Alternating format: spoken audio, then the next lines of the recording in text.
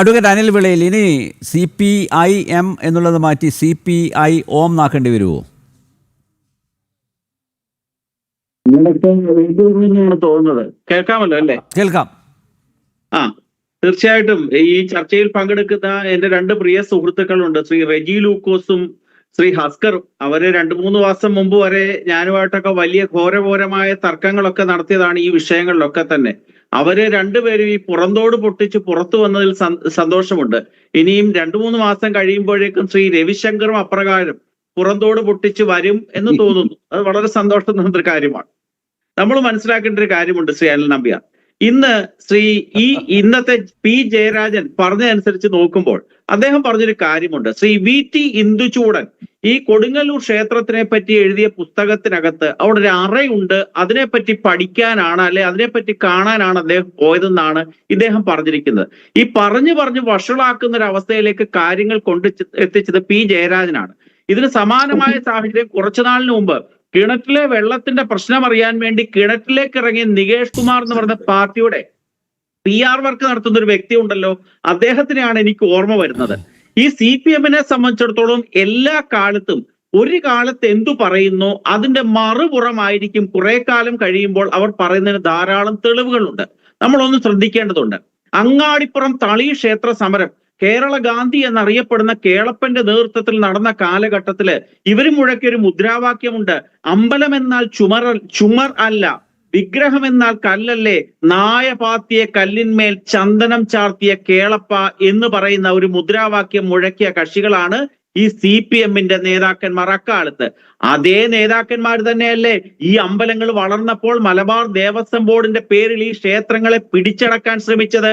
എന്തേ നായ പാത്തിയ കല്ലിന്മേൽ ഭക്തന്മാർ കാണിക്ക അർപ്പിച്ച് അവിടുത്തെ ക്ഷേത്രത്തിന്റെ വരുമാനം കൂടിയപ്പോൾ ഇവരത് പിടിച്ചെടുക്കാൻ പോകുന്നത് എന്തിനാണ്? അതേ സാഹചര്യമാണ്. എനിക്ക് തോന്നുന്നത് ശ്രീ പി ജയരാജൻ പുസ്തകമെല്ലാം എഴുതി കഴിഞ്ഞു. ഇനി അതിന്റെ ഏറ്റവും അവസാനം എഴുതേണ്ട വാൽകഷ്ണം എഴുതാൻ വേണ്ടിയാണ് അദ്ദേഹം പോയെന്ന് തോന്നുന്നു. അദ്ദേഹം എഴുതുന്ന വാൽകഷ്ണം എന്തായിരിക്കും? ഈ സനാതനധർമ്മം പിന്തുടരുന്ന കുറച്ചുപേർ ഈ നാട്ടിൽ ഉള്ളത് കൊണ്ട് തന്നെയാണ് CPM എന്ന് പറഞ്ഞ പ്രസ്ഥാനം നിലനിൽക്കുന്നത് എന്ന് അടിക്കുറിപ്പോടുകൂടി അദ്ദേഹത്തിന് അവസാനിപ്പിക്കേണ്ടി വരും. കാരണം എന്താണ്? ഒരു ഇസ്ലാമിക രാഷ്ട്രത്തിലും ഒരു ക്രൈസ്തവ ഭൂരിപക്ഷമുള്ള രാജ്യത്തും ഈ കമ്മ്യൂണിസം എന്ന് പറയുന്ന പ്രസ്ഥാനം ഇല്ലാതായി മാറി. ഒരു കച്ചിത്തുരുമ്പെങ്കിലും ഒരു കനൽത്തരിയെങ്കിലും അവശേഷിക്കുന്ന ഒരു പ്രദേശം ഈ സനാതനധർമ്മം നിലനിൽക്കുന്ന ഈ കൊച്ചു കേരളമാണ് എന്നുള്ള ആത്യന്തികമായ അറിവിലേക്ക് ശ്രീ പി ജയരാജൻ കടന്നെത്താനുള്ള സാധ്യത ഈ സാഹചര്യത്തിൽ നമുക്ക് തള്ളിക്കളയാൻ സാധിക്കില്ല. ഞാൻ അതാണ് പറഞ്ഞിരിക്കുന്നത്. ഈ കേരളത്തിനെ സംബന്ധിച്ചിടത്തോളം, കമ്മ്യൂണിസ്റ്റ് പാർട്ടിയെ സംബന്ധിച്ചിടത്തോളം അവരെല്ലാ കാലത്തും ഇരട്ടത്താപ്പുകൾ മാത്രം പറയുന്ന ആൾക്കാരാണ്. താങ്കൾ സൂചിപ്പിച്ചതുപോലെ തന്നെ CPI-M എന്ന് പറയുന്ന പാർട്ടി നോക്കൂ, കഴിഞ്ഞ പാർലമെന്റ് ഇലക്ഷന് മുമ്പ് ഇവരിവിടെ ഇസ്ലാമിക വൽക്കരണത്തിന് വേണ്ടി അല്ലെ ഇസ്ലാമിക ശക്തികളുടെ പ്രീണനത്തിന് വേണ്ടിയുള്ള ധാരാളം ശ്രമങ്ങൾ നടത്തി. കേരളത്തിലെ മുഖ്യമന്ത്രി കൊല്ലം കടപ്പുറത്തും കോഴിക്കോട് കടപ്പുറത്തുമൊക്കെ NRC-ക്കെതിരായിട്ട് മുസ്ലിം സഹോദരന്മാരെ വിളിച്ചുകൂട്ടി ധാരാളം മീറ്റിങ്ങുകൾ നടത്തി. പക്ഷെ ആ മുസ്ലിം സഹോദരന്മാരൊന്നും വോട്ട് കൊടുത്തില്ല എന്ന് മനസ്സിലാക്കിയപ്പോൾ നേരെ പ്ലേറ്റ് തിരിച്ചുകൊണ്ട് അവർ ഹിന്ദുത്വത്തിന്റെ പാതയിലേക്ക് ശ്രമം നടത്തി. അതാണല്ലോ നമ്മൾ പമ്പയിൽ കണ്ട ആഗോള തട്ടിപ്പ് സംഗമം. അവിടെ പിണറായി വിജയൻ ഉദ്ധരിച്ചൊരു വാക്യമുണ്ട്, ഭഗവത്ഗീതയിലെ ഭക്തന്റെ ലക്ഷണം 12ാമത് ശ്ലോകമുണ്ട്. അദ്വേഷാം സർവഭൂതാനാം എന്ന് പറയുന്ന ഒരു ലക്ഷണമുണ്ട്. ഭക്തന്റെ ലക്ഷണമായിട്ട് ശ്രീ പിണറായി വിജയൻ ഉയർത്തിക്കാട്ടിയതാണ് ഭഗവത്ഗീത. അതിൽ പറഞ്ഞിരിക്കുന്ന ആ ലക്ഷണം തനിക്കും ഉണ്ടാകണം എന്ന് കരുതിയാണോ ശ്രീ പി ജയരാജൻ ഗുരുവായൂരിൽ പോയതെന്ന് അറിയില്ല. നമ്മൾ മറ്റൊരു കാര്യം കൂടെ മനസ്സിലാക്കേണ്ടതുണ്ട്.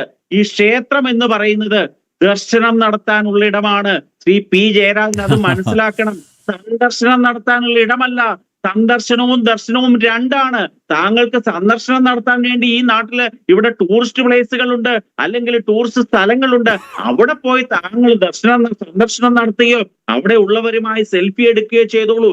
ഈ ക്ഷേത്രത്തിൽ വരുന്നത് സന്ദർശനം നടത്താനല്ല, അത് ദർശനം നടത്തുക എന്നുള്ള ഉദ്ദേശത്തോടു കൂടി തന്നെയാണ്. 25 വർഷക്കാലമാണ് ഇന്ദുചൂടൻ ദേശാഭിമാനി പത്രത്തിന്റെ എഡിറ്റർ സ്ഥാനം അലങ്കരിച്ചത്. ആ ഇന്ദുചൂടൻ ആ കാലത്ത് 25 വർഷക്കാലവും കേരളത്തിലെ ക്ഷേത്രങ്ങളെയും ക്ഷേത്ര ആചാരങ്ങളെയും സനാതനധർമ്മ വിശ്വാസങ്ങളെയും നിഷ്കരുണമായി വിമർശിച്ച വ്യക്തിയാണ്. പക്ഷെ 25 വർഷക്കാലം കഴിഞ്ഞപ്പോൾ തിരിച്ചറിവുണ്ടായ അദ്ദേഹം പിന്നീട് തീവ്ര ഹിന്ദുത്വത്തിന്റെ നിലപാടെടുത്തു. അദ്ദേഹത്തിനെ പറ്റി നോക്കുമ്പോൾ ഈ കേരളത്തിലെ മാർക്സിസ്റ്റ് അക്രമ വിരുദ്ധ സമിതിയുടെ ചെയർമാനായി മാറിയ വ്യക്തിയാണ് ഇന്ദുചൂടൻ. ധാരാളം ഉദാഹരണങ്ങൾ നമുക്ക് 1, 2, 3, 4 എന്ന് നമുക്ക് കാണിക്കാൻ സാധിക്കും. ഇതൊക്കെ കമ്മ്യൂണിസ്റ്റ് പ്രസ്ഥാനത്തിന്റെ അപജയമാണ്, അവരുടെ ഇരട്ടത്താപ്പാണ്, ചരിത്രപരമായ മണ്ടത്തരങ്ങളാണ് എന്ന് CPM-നെ സംബന്ധിച്ച് പറയുമ്പോൾ നമുക്ക് കാണാൻ സാധിക്കും. എത്രയോ ഉദാഹരണങ്ങളുണ്ട്. ഒരു സാധാരണ സഖാവ് ശബരിമലയിൽ പോയാൽ അത് വർഗീയതയാണ്, പാർട്ടി വിരുദ്ധതയാണ്. വലിയ സഖാവ് അമ്പലത്തിൽ പോയാൽ അത് പഠിക്കാനാണ്, അത് ബൗദ്ധികമാണ്. ഈ നിലപാടാണ് കമ്മ്യൂണിസ്റ്റ് പ്രസ്ഥാനം അവലംബിക്കുന്നത്.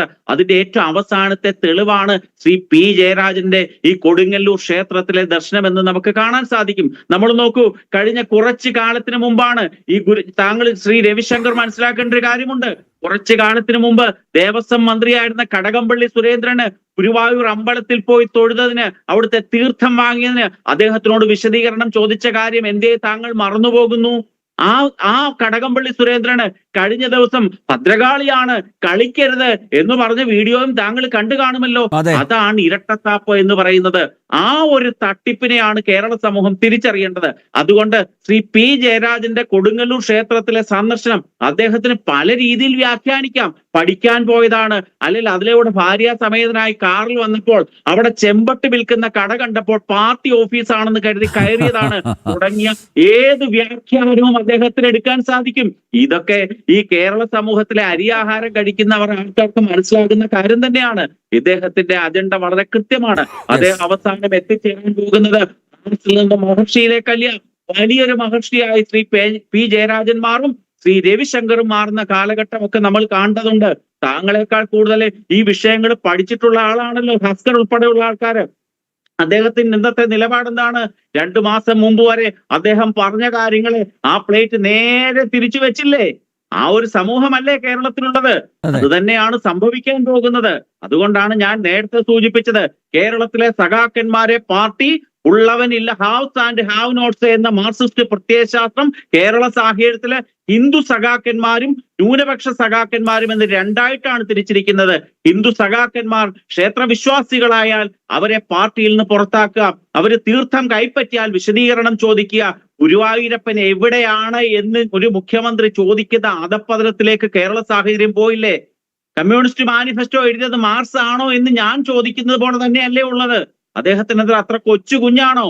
ഈ ഭഗവത്ഗീതയിലെ ഭക്തന്റെ ലക്ഷണം അറിയാവുന്ന പിണറായി വിജയന് ഗുരുവായൂർ അമ്പലത്തിനകത്തിരിക്കുന്ന ശ്രീരാമചന്ദ്രൻ ദേവൻ അല്ലെന്ന് മനസ്സിലാക്കാനുള്ള പ്രാഥമികമായ വിവരവും അറിവും ഇല്ല എങ്കിൽ അദ്ദേഹത്തിനെ എന്താണ് വിളിക്കേണ്ടത്? അദ്ദേഹത്തിന് എന്താണ് പറഞ്ഞു മനസ്സിലാക്കേണ്ടത്? അതാണ് കേരള സാഹചര്യം. കേരളത്തിലെ കാര്യങ്ങൾ CPM-നെ സംബന്ധിച്ചിടത്തോളം അവസാനത്തെ കച്ചിത്തുരുമ്പാണ്.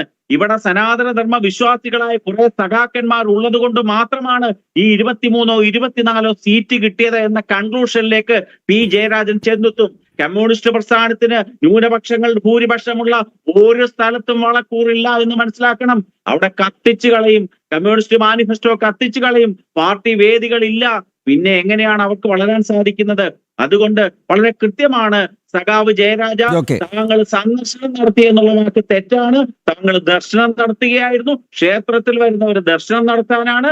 താങ്കൾ പത്നി സമേതനായി അവിടെ വന്നിട്ടുണ്ട് എങ്കിൽ ഇത് കൃത്യമാണ്. നമ്മൾ നോക്കുക, താങ്കൾ സൂചിപ്പിച്ചതുപോലെ കേരളത്തിലെ എല്ലാ നേതാക്കന്മാരുടെയും പത്നിമാര് വളരെ വലിയ വിശ്വാസികളാണ്. നായനാർ, അദ്ദേഹത്തിന്റെ ഭാര്യ ശാരദ ടീച്ചർ വളരെ വലിയൊരു വിശ്വാസിയായിരുന്നു. ശ്രീ റെജി ലൂക്കോ സൂചിപ്പിച്ചതുപോലെ മധുരയിലെ പാർട്ടി കോൺഗ്രസിന് പോയ പിണറായി വിജയന്റെ ഭാര്യ കമലയും മകളും എവിടെയാണ് പോയത്? ആ ക്ഷേത്രത്തിലേക്കല്ലേ പോയത്? അവിടെ എന്തിനാണ് അവർ കാണാൻ പോയതാണോ? തീർത്ഥയാത്രയുടെ ഭാഗമായിട്ട് തന്നെയാണ് അവർ പോയത്. EMS-ന്റെ ഭാര്യ ആര്യ ദേവി എന്ന ആര്യ അന്തർജനം ക്ഷേത്രവിശ്വാസി ആയിരുന്നു. ഇങ്ങനെ ധാരാളം 1, 2, 3 ഉദാഹരണം കാണിക്കാൻ സാധിക്കും. അതാണ് ഈ കമ്മ്യൂണിസം പരാജയപ്പെട്ട സംഭവമാണെന്ന് ഞാൻ പറയുന്നത്. കാരണം സ്വന്തം വീട്ടിലുള്ള ആൾക്കാരെ കമ്മ്യൂണിസത്തിന്റെ അടിസ്ഥാന പ്രത്യയശാസ്ത്രം പഠിപ്പിക്കാൻ സാധിക്കാത്ത ഈ സഖാക്കന്മാർ ഈ നാട്ടിലെ സാധാരണ ഹിന്ദുക്കളെ കമ്മ്യൂണിസം പഠിപ്പിക്കാൻ ഇറങ്ങിത്തിരിക്കുന്നതിനെയാണ് ഇരട്ടത്താപ്പ് എന്ന് പറയുന്നത്. അത് തെറ്റായ ഒരു പ്രവണതയാണ്. ഈ ജയരാജൻ പോയത് ഞാൻ ആണാണെന്നാണല്ലോ അദ്ദേഹം എപ്പോഴും പറയുന്നത്. ആണത്തത്തോടുകൂടി അദ്ദേഹം പറയട്ടെ, ഞാൻ കൊടുങ്ങല്ലൂർ പോയി, നിനക്കെന്ത് വേണം അനിൽ നമ്പ്യാരെ എന്ന് ചോദിക്ക്. അതാണ് തന്റെ ഇടം. അല്ലാതെ പഠിക്കാൻ പോയതാണ്, ഞാൻ എഴുതുന്ന പുസ്തകത്തിലെ കൺക്ലൂഷനിൽ എത്താൻ പോയതാണ് എന്നൊക്കെ പറയുന്നത് ഈ കേരള സമൂഹത്തിലെ ഒരാൾക്കും വിശ്വസിക്കാൻ സാധിക്കുന്ന കൺക്ലൂഷനെ അല്ല. ഞാൻ നേരത്തെ സൂചിപ്പിച്ചത് ഒന്നുകൂടെ സൂചിപ്പിക്കുകയാണ്. പ്രാക്ടിക്കലായി അദ്ദേഹം കാര്യങ്ങൾ മനസ്സിലാക്കാൻ പോയതാണ് എങ്കിൽ ഈ അദ്ദേഹം എഴുതിയ പുസ്തകം വീണ്ടും ഞാൻ പറയുകയാണ്, സംഘർഷങ്ങളുടെ രാഷ്ട്രീയം എന്ന് പറയുന്ന പുസ്തകം അദ്ദേഹം എഴുതിയിട്ടുണ്ടല്ലോ. കണ്ണൂരിലെ കൊലപാതകങ്ങളുടെയും അക്രമങ്ങളുടെയും പരമ്പര അദ്ദേഹം എഴുതിയ പുസ്തകത്തിനകത്തുണ്ട്. അത് അദ്ദേഹം പ്രാക്ടിക്കലായി ആ കാര്യങ്ങളിൽ ഇടപെട്ടത് കൊണ്ടായിരിക്കുമല്ലോ അദ്ദേഹം ആ പുസ്തകം എഴുതിയത്. അതേപോലെ തന്നെ ഇനി രക്തപുഷ്പാഞ്ജലി, കൊടുങ്ങല്ലൂർ അമ്മയുടെ രക്തപുഷ്പാഞ്ജലിയിൽ ഏത് രക്തമാണ്? RSSകാരന്റെ രക്തമാണോ ഉപയോഗിച്ചത്, അതോ കോഴിയെ വെട്ടിയ രക്തമാണോ, കമ്മ്യൂണിസ്റ്റുകാരന്റെ രക്തമാണോ എന്ന് പഠിക്കാനാണോ അദ്ദേഹം പോയത്? ഒന്നുമല്ല. അദ്ദേഹത്തിന് ഒറ്റ ലക്ഷ്യം, അദ്ദേഹത്തിന്റെ പ്രാർത്ഥന ഉണ്ടായിരുന്നു, എങ്ങനെങ്കിലും പിണറായി സർക്കാർ താഴെ ഇറങ്ങണേ, പാർട്ടി പരാജയപ്പെടണേന്ന് അദ്ദേഹത്തിന്റെ ഭാര്യ ഒരു നേർച്ച നേർന്നിരുന്നു. ആ നേർച്ച വിജയിച്ചതിന്റെ ആ നേർച്ച നടത്താൻ വേണ്ടിയാണ് അദ്ദേഹം കൊടുങ്ങല്ലൂർ പോയതെന്ന് ആരെങ്കിലും പറഞ്ഞാൽ അവരെ പറയാൻ സാധിക്കും. അതിന് തന്നെയാണ് സാധ്യത. റെജി ലൂക്കോസ് നോക്കൂ, അതുവഴി പോകുമ്പോൾ വെറുതെ സന്ദർശിക്കാൻ ബ്രാഞ്ച് കമ്മിറ്റി ഓഫീസൊന്നും അല്ലല്ലോ കൊടുങ്ങല്ലൂർ ക്ഷേത്രം, അല്ലേ? ഞാൻ മനസ്സിലാക്കുന്നത് കൊടുങ്ങല്ലൂർ അമ്മ ഒരുപക്ഷെ വിളിച്ചു കയറ്റിയത് തന്നെയാവും. അതിനുള്ള സാധ്യത തള്ളിക്കളയാൻ പറ്റില്ല എന്നാണ് ഞാൻ മനസ്സിലാക്കുന്നത്.